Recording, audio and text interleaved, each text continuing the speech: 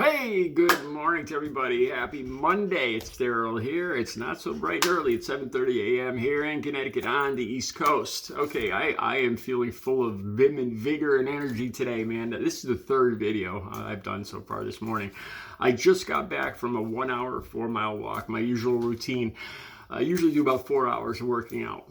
You guys, there's a video about 6-7 videos back where I show you guys my routine for the day. And this is part of my recovery. This is a huge part of my recovery, but I'll talk more about that on another day. I've noticed some of my recent recovery videos talking about addiction have gotten quite a few views, and it appears that people, I sometimes I talk about stuff that's happened to me, but it appears that some of the people watching are in recovery or have family members that, they're struggling to get clean or worried about family members. So today I was trying to think of what I want to call this. This is I'll mix stuff that's actually happened to me along with some of my thoughts. I have no schooling in recovery. I have no degrees. I have no experience. The only thing I have is over 2.5 decades of being a full-blown junkie crackhead. And I've got over 16 years being completely clean and sober. That's my resume, and these are my opinions. All right, so I didn't know what I was going to call today.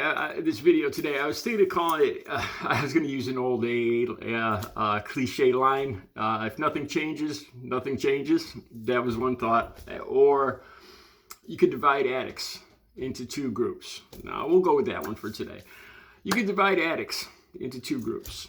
The addicts that admit they're addicts and the addicts that haven't got to the point where they'll admit they're addicts yet. All right, so when you take the group that's admits, yeah, I'm an addict or I'm an alcoholic, you could further divide that down to the people that, I say a lot of people that a lot of people that are actually addicts or alcoholics will admit it.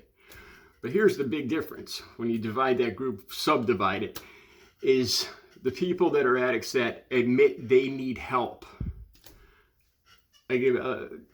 Compared to the ones that, I did a video a little while back talking about people. I don't believe anything. I don't believe in somebody calling themselves a functioning addict or a functioning alcoholic.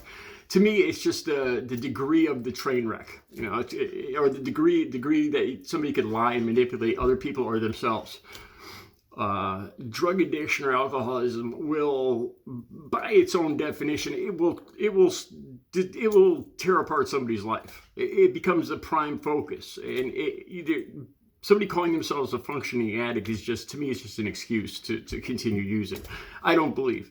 I think it's just a slow motion train wreck where they're turning a blind eye to the mayhem that's being caused in their life. They're not acknowledging it. But anyway.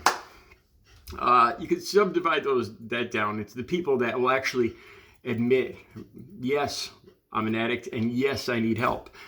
That sounds familiar because that is actually the first. I know some people get turned off by the 12 steps. That's actually the first step. That admitting that our lives have become unmanageable. Can't do this anymore. That's really what I want to talk about today. This takes me back to that saying: if nothing changes, nothing changes. Okay, now if you're your family and you have an addict in your family, you loan them money, you let them live rent free, it ticks you off. You tell them you got to change. This isn't working. Blah blah blah.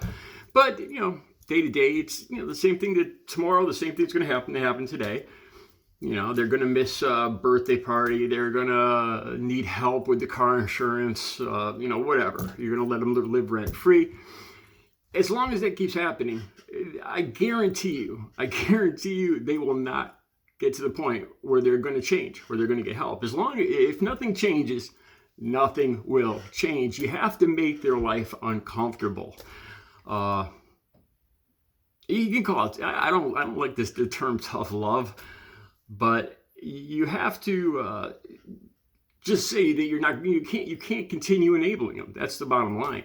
And a lot of family members or people around addicts are scared of this, because the first thing an addict will do will get very angry, the rage. And this is just part of manipulation too.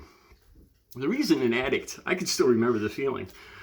And I'm going to tell you guys about when the people around me drew the line.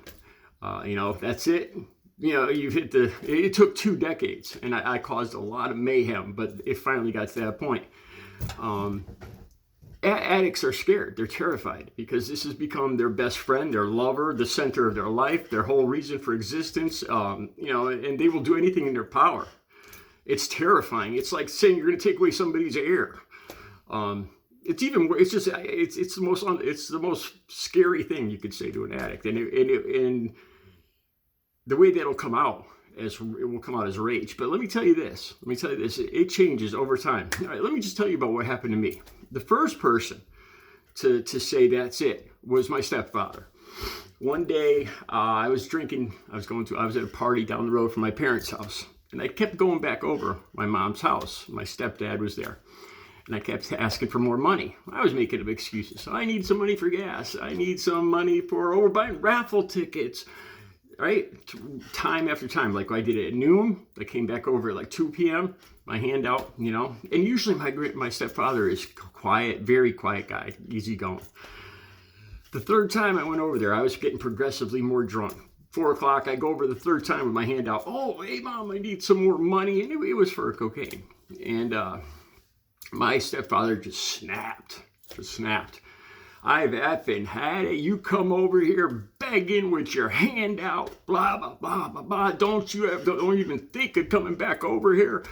And I'm just like, a deer in headlights. I didn't get angry. I was a manipulator. Some people are thieves. Some people are liars. I was a manipulator. Right off the bat, I hate saying this, but this is the truth. Me and my family talk about this still. I admit it, and, I've made amends to my family, but the first thing I thought to do was to, get a hold of my mom and portray I'm the victim. Oh, I can't believe, can you believe he snapped on me like that? What's wrong with him? Why is he getting in between me and you? Mother and son, and, he's stepfather, so I start driving a wedge. This is terrible. I'm ashamed to say that's what I used to do, but that's what I used to do. And, I continued to try to get money on the sly. Then it got to the point where my mother had enough. One day, this is harsh. I couldn't think, I used every excuse in the book. And I decided to go the pity route. And I scratched up my arms with a steak knife. Made it look like I was all depressed. And I went and found her at her job. And I went up to her crying. It was just an attempt at pity. That's all it was.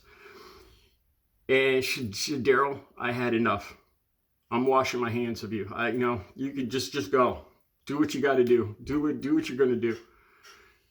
And this is after 20 plus years of daily lying and just manipulating. And she just, with my arms all cut, bleeding, I've had enough. That's it.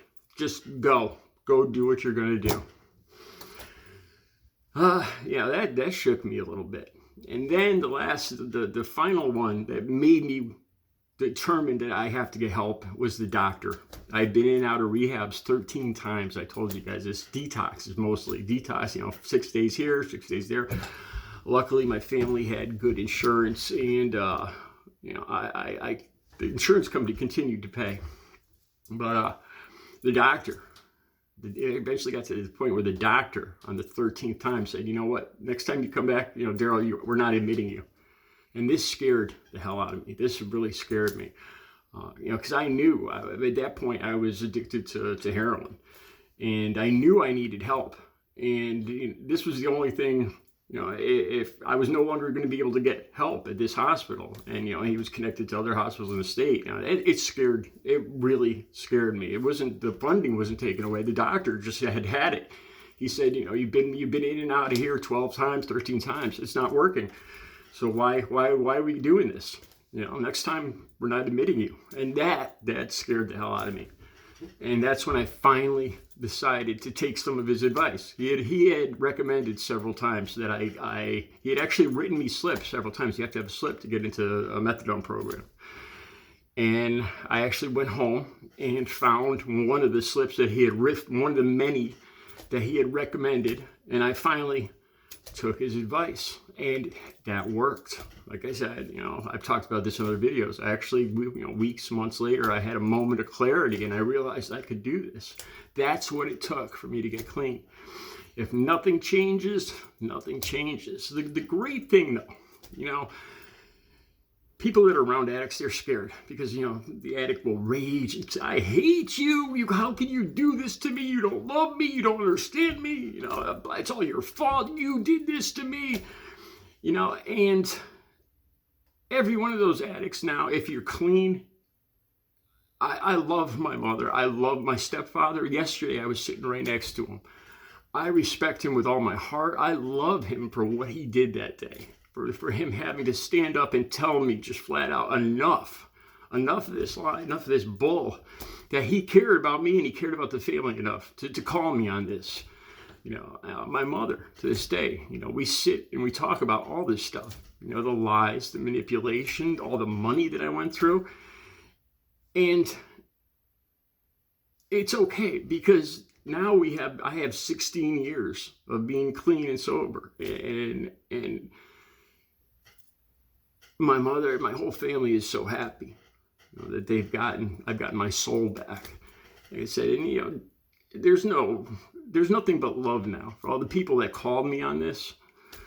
The tough love, it worked. I needed that. I needed that boot in the behind. Don't be afraid. Nothing changes if nothing changes. I hate to sound like an AA cliche, but it's the truth.